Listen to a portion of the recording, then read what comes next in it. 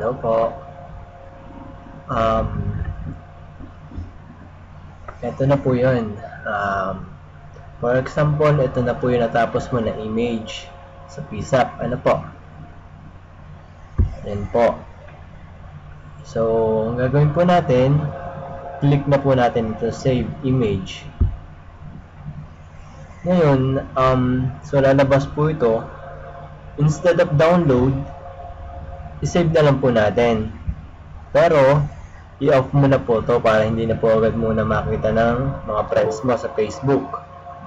So, i-off po natin yan bago po natin i-save. Yan po, ito na po yan. So, wait lang po natin saglit. Ayan na po. So, lalabas na po itong pop-up na to at saka yung natapos mo na image. So, ito na po yung natapos mo na image. Ang gagawin po natin dito para may post po natin sa kung saan man parte ng Facebook, for example, sa wall mo or sa group, i-right click lang po natin itong picture. So, right click. Yan. Tapos, select po natin itong copy image URL. Yan po.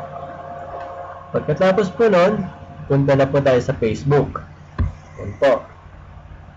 For example po, dito natin ipopost siya sa Friendship, Lovers, and Music. So, click po natin itong Add Photos, /video, Upload. Lalabas na ngayon po ito. Ang gagawin po natin ay i-right click po natin dito sa loob ng box. Ayan. Para po lumabas itong paste. Ngayon po, kung halimbawa po, yan po, halimbawa po, ay, ang cursor natin ay nandito sa labas ng box o kahit saan man. For example, dito, ito lang po lalabas. So, wala po yung paste, no? Dito po, sa paligid, wala din po. So, make sure po na yung cursor natin, ito, ay nasa loob ng box bago natin i-right click. Yan po. So, ito po, highlighted na po yung paste and then click po natin siya. So, ito na po yung yung natapos mo na image sa PSAP. Yan po. So, after that, click natin ng open. Ayan po. Medyo hintayin lang po natin saglit.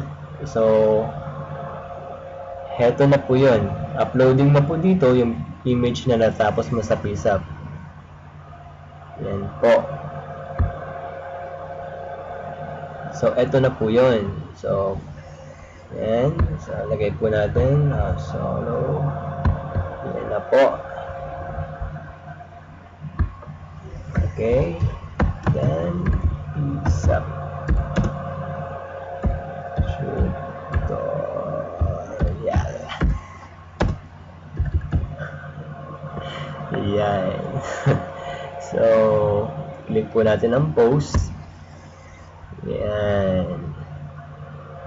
So, that's it. Andito na po sa group or the same procedure din po yan kapag ka sa wall mo, sa home page mo, sa home Facebook mo. The same din lang po ang gagawin mo. Okay po. So, that's it.